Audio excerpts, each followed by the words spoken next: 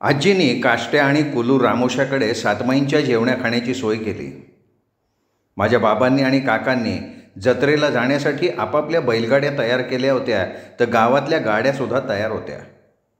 आमच्या आराकाकांनी कधीही आपल्या लवकुशला बैलगाडीला किंवा शेताच्या कुठल्याच कामासाठी जुंपलेलं नव्हतं. ती कामं करण्यासाठी त्यांच्याकडे दुसऱ्या 4 बैलांच्या जोड्या होत्या.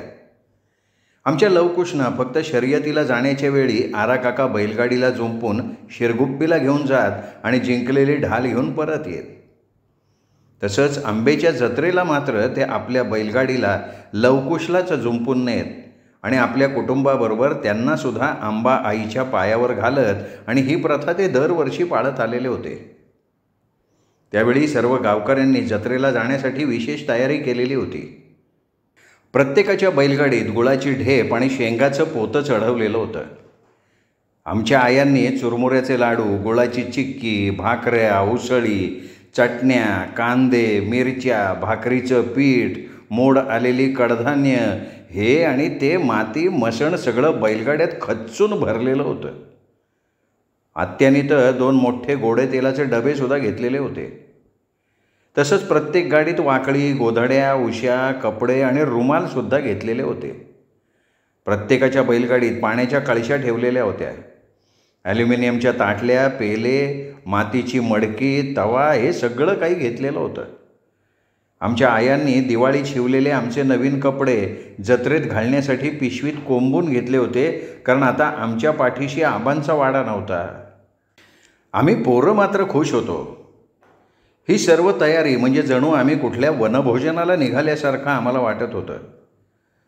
आम्हा पोरांना आबांच्या वाड्यात राहायला फार आवडत होतं. तरी नंतर आबा ज्या पद्धतीनं आम्हा वाड्यातल्या माणसांबरोबर वागले होते, त्यांनी आम्हा सगळ्यांची बोलणं सोडलं होतं, आणि ते सगळं आम्हा मुलांच्या बालमनाला नकळतपणे खूपतच गेलं होतं.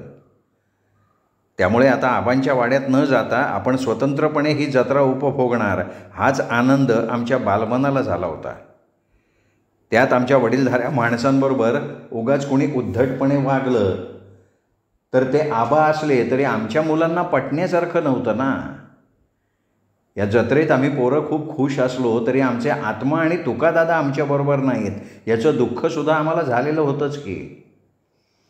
दुसऱ्या दिवशी अगदी शुक्राची चांदणी आकाशात असताना आमच्या मांजरीवाडीच्या सगळ्या बैलगाड्या कोल्हापूरला जाण्यासाठी सुटल्या होत्या. सगळ्यात प्रथम आमच्या शिवाकाकांची गाडी सुटली.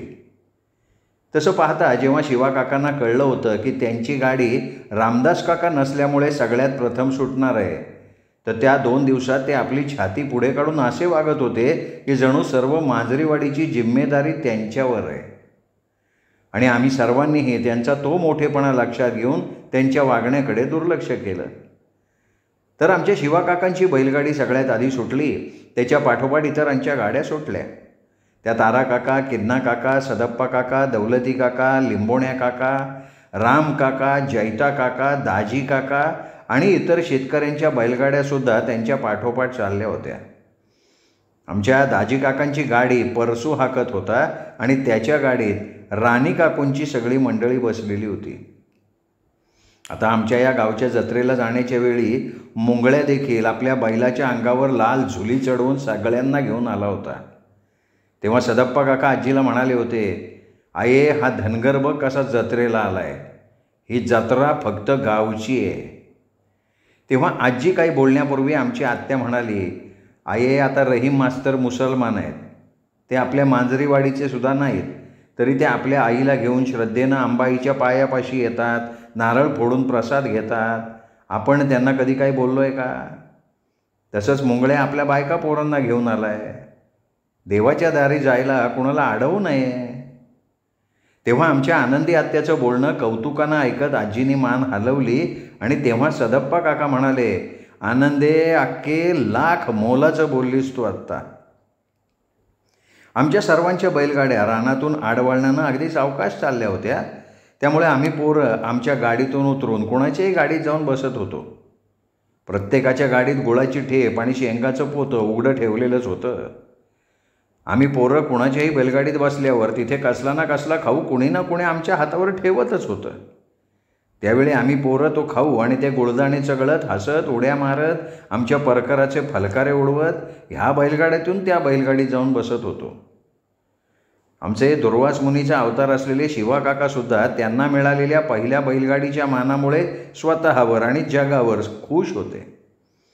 ते हसत हसत तोंडाना काही गुणगुणत आम्ही कोणी त्यांच्या बैलगाडीत चढलो की गुणा काकूला म्हणायचे, अगं गुणे, पोरांना खाऊ दे. आम्ही पोरं आश्चर्यानं त्यांच्याकडे बघत होतो. अशी धमाल चाललेली असताना आम्ही कुरमुऱ्याचा लाडू खात शिवाकाकांच्या गाडीतनं उतरले. सगुणासुद्धा माझ्या पाठोपाठ उतरली. आम्ही आमच्या बैलगाडीकडे जात असताना मला इंदू आजींनी सरस्वती इकडे ये असं हाकारलं. तसं मी पटकन सगुणेला म्हणाले, तू येतेस? तर ती नाही असं म्हणून आमच्या गाडीकडे मंजीकडे गेली. मी दाजी काकांच्या गाडीत चढले आणि म्हणाले, आजी काय काम आहे? तसं इंदू आजी म्हणाल्या, अगं बघ सरस्वती, माझ्या डोक्यात काहीतरी गुळगुळून सारखं खासतंय, बघ जरा काही आहे का?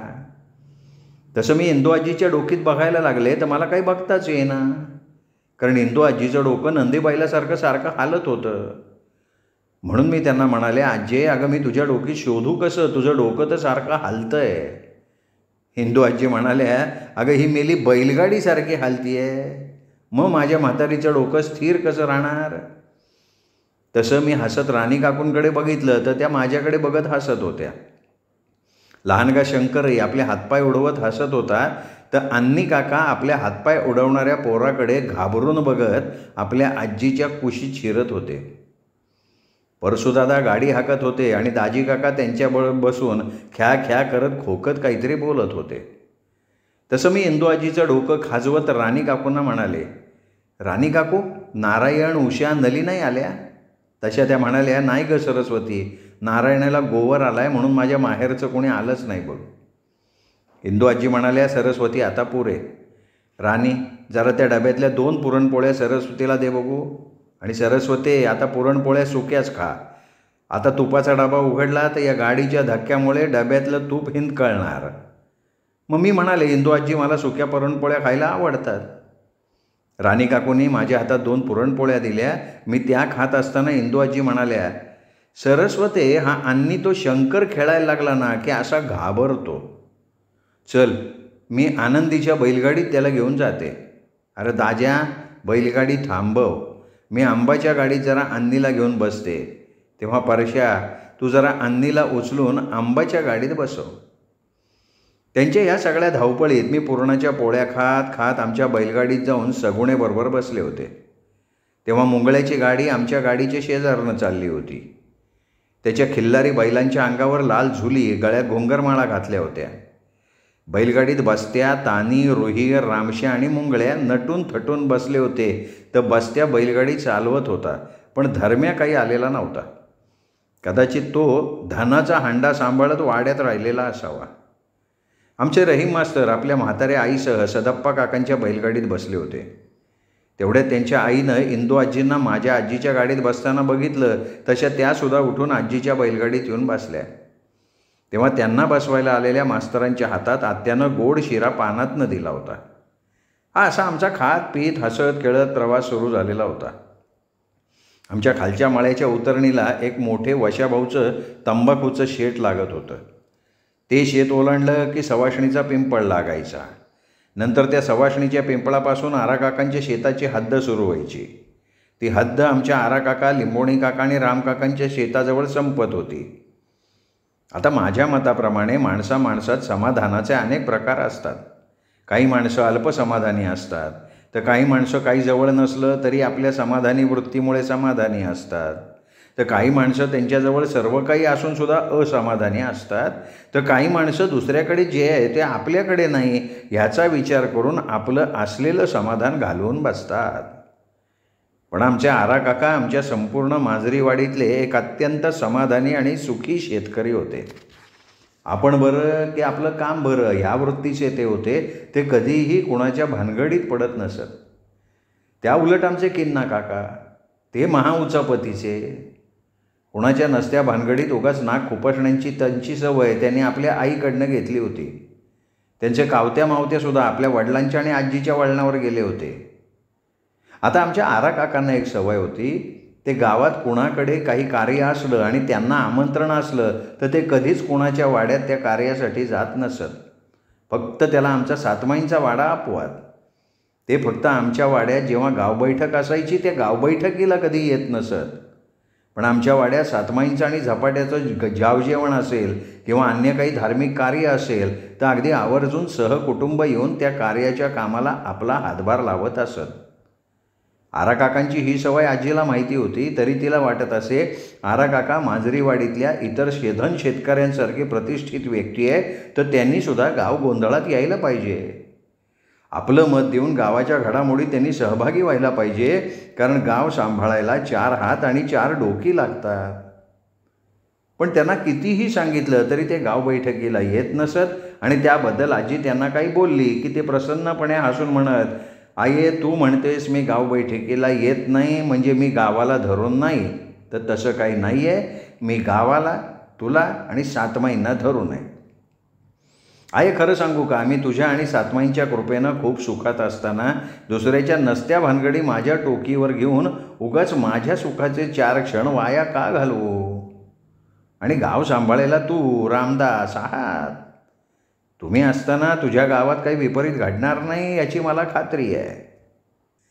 त्यावेळी आराकाकांचं हे लांबलचक बोलणं ऐकून आजी त्यांना हसून म्हणाली, "अरे पोरा, तू उगाच शेतकरी झाला, त्यापेक्षा तू उत्तम कीर्तनकार झाला असतास बघ. म्हणजे मी सुखात आहे, मी सुखी आहे, हे कीर्तन तू छान केलं असतंस. तरी पोरा, तू सतत असं म्हणत जाऊ नकोस. तुझ्या भरलेल्या सुखाला तुझीच नजर लागायची." हे ऐकून त्यावेळी आमच्या आराकाका फक्त मोठ्यांदा हसत आणि नंतर खरंच आमच्या आराकाकांच्या सुखाला त्यांचीच नजर लागली होती. म्हणून मी सांगते की तुम्ही कधीही आपलं सुख सतत कोणाला बोलून दाखवू नका. तशानं आढ्यावरची पाल चुकचुकून तुमच्या सुखात विष कालवू शकते. आपलं सुख नेहमी आपल्याजवळ जपून ठेवा, त्याचा कधी गवगवाट करू नका. आमच्या चांगल्या आराकाकांना ह्या आंब्याच्या जत्रेच्या वेळीस त्यांच्या त्या फार सुखाला नजर लागली आणि नंतर त्यांच्या त्या सुखाचं होत्याचं नव्हतं झालेलं होतं. आजही त्या सगळ्या हृदयद्रावक आठवणींनी माझे डोळे अश्रूंनी भरतात. खरंच देवा, कधीही कुठल्या चांगल्या माणसाला तू अशी शिक्षा देऊ नकोस, कारण कुठल्या निरपराधी माणसाकडं असं घडणं हे तुझ्या देवत्वाला काळीमं फासणार आहे असंच मी म्हणते.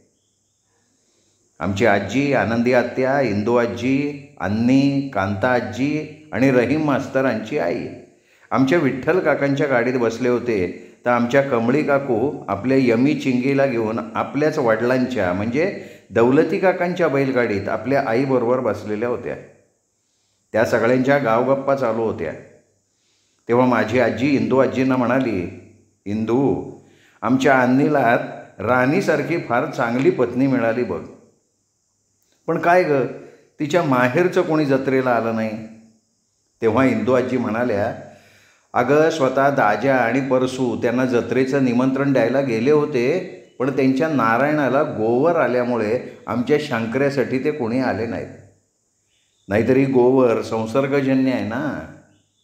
आणि इंदू आजी हसत म्हणाल्या, "बरं का ग आंबे आणि कांता, आमचा शंकऱ्या झाल्यापासून आमचा दाजा अगदी तराणा झाला आहे बघ. आता तो रोज बदाम घातलेलं दूध पितो, सकाळी चांगल्या 10 उठाबशा काढतो, त्याचा खोकलासुद्धा आता कमी झाला आहे." तेव्हा माझी आजी हसत म्हणाली, "करू देत ग त्याला व्यायाम इंदू. अगं, तू आणि त्यांनी खूप मोठं दुःखाचं वाळवंट पार केलं आहे. आता तुम्हाला हे सुखाच्या 4 हिरवळीचे क्षण भोगण्याचा पूर्ण अधिकार आहे. मनाचं समाधान खरं आरोग्य देतं, म्हणून मन नेहमी प्रसन्न ठेवावं." हे ऐकून आमच्या कांती आजी म्हणाल्या, "आंबे, अगदी छान बोललीस बघ. खरंच मनाचं समाधान फार मोठं असतं. आता माझंच बघ, मला 2 सुना आहेत. त्यांना मी नेहमी बोलते, ओरडते, माझ्या नातांवर चिडते. पण खरं सांगू का, माझा तो भरलेला वाडा ना मला फार समाधान देतो बघ. आंबे, मी तर म्हणेन ज्या वाड्यात भरपूर ऐश्वर्य आहे पण मुलं बाळं नाहीत, तरी तो वाडा रिकामा. तो वाडा माझ्या मते केवळ एक मसनवटी." त्यावेळी मी तिथेच बसून राणी काकूंनी दिलेली पुरणपोळी खात होते अचानक माझी नजर आमच्या आनंदी आत्याकडे गेली. त्यावेळी ती अगदी उदास उदास होऊन गेली होती. तिने आपल्या डोळ्यातले ते थांबवलेले अश्रू मला त्यावेळीही जाणवले होते. आमच्या ह्या सुंदर सालस आत्यानं संसार सुख असं पाहिलंच नव्हतं. तिचे पती फक्त वर्षभर तिच्याजवळ होते आणि त्याच्यानंतर आपलं मंगळसूत्र काढून ती आपल्या सुरेश रमेशला सांभाळत राहिलेली होती. त्यानंतर शिक्षणाच्या निमित्तानं ते तिच्यापासनं दूर गेले चिकोडीला. तेव्हापासनं आत्या फक्त त्या सातमाईंच्या वाड्यात आपल्या आईचा पदर आणि आपल्या भावंडांच्या भरल्या संसाराला धरून स्वतः रिकामी राहिली होती. तसे आमचे सुरेश रमेश दादा कधी आंब्याच्या जत्रेसाठी येत नसत. ते फक्त दिवाळीच्या सुट्टीचं येत असत आणि दिवाळी संपली की पुन्हा आपल्या आईला एकटेपण देऊन निघून जात. ते एकदम मे महिन्यात येत.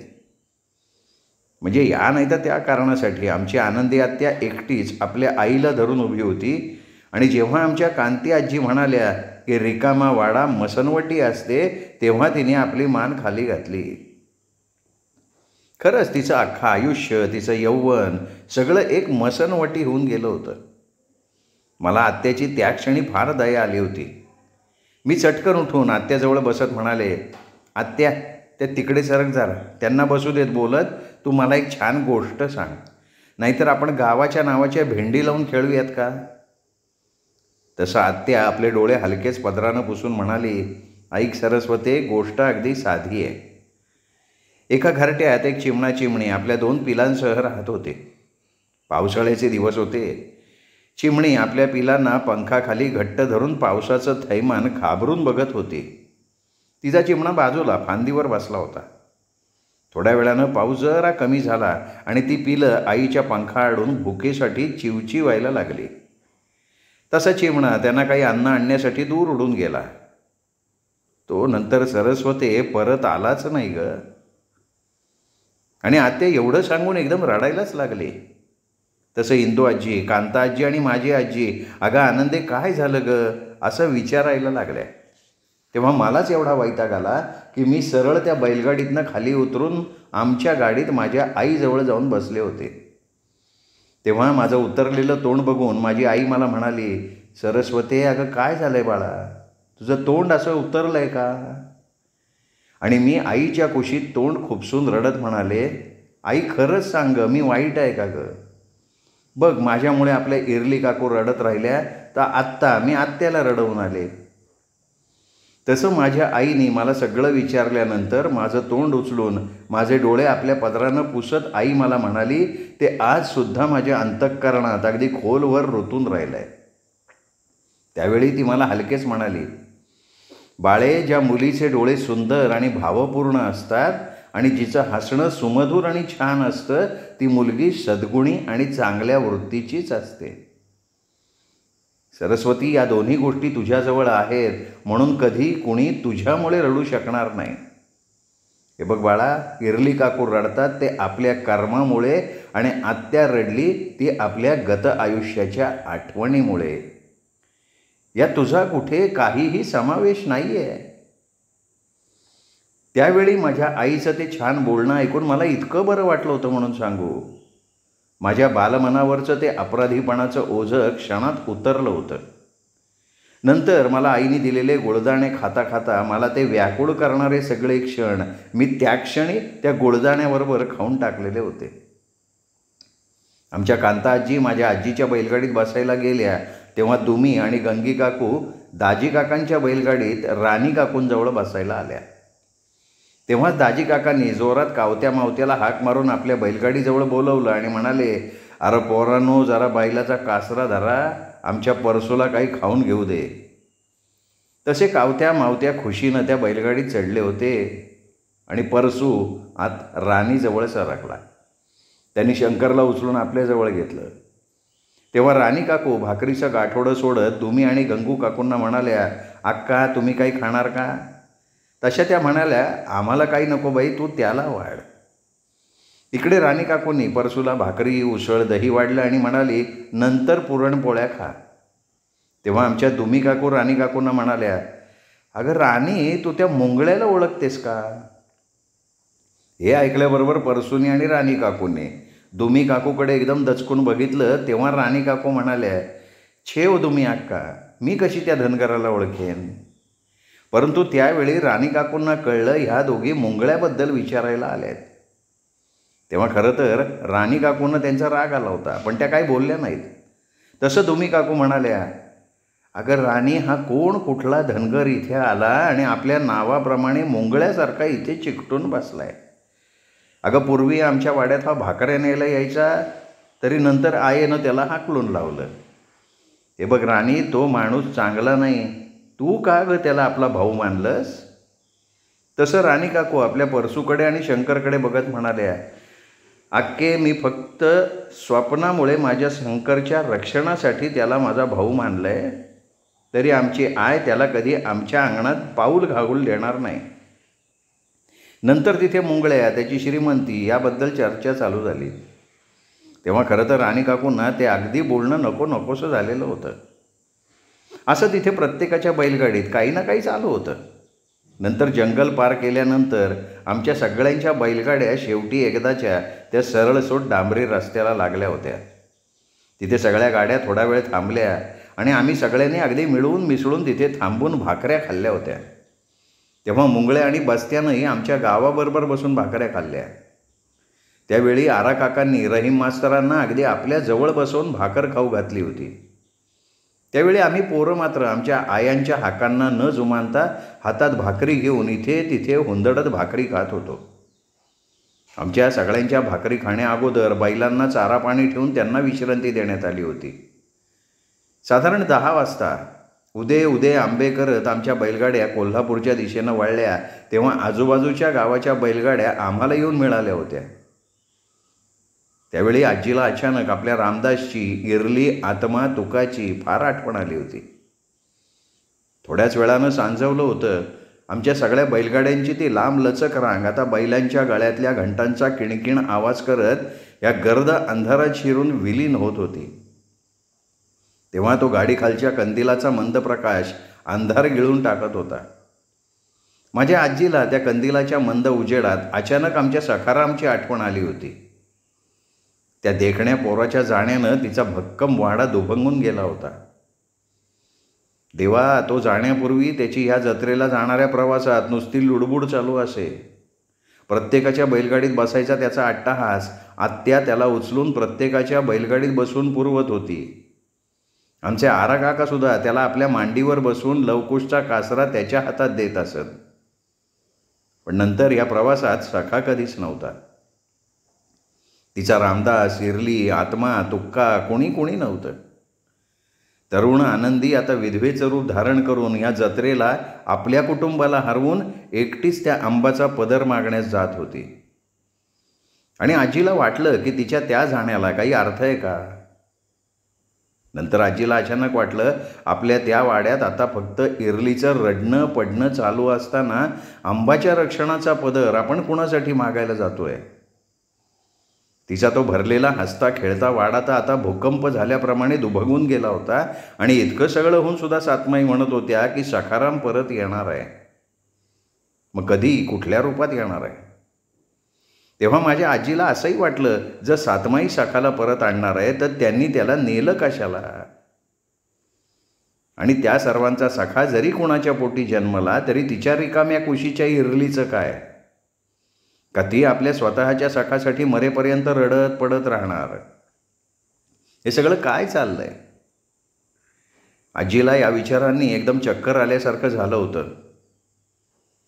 ह्या आपल्याच विचारात घडलेल्या आजीला त्यावेळी आत्या म्हणत होती की आई, अगं कसला विचार करतेस, चल थोडं काहीतरी खाऊन घे आणि मग निवांत पड.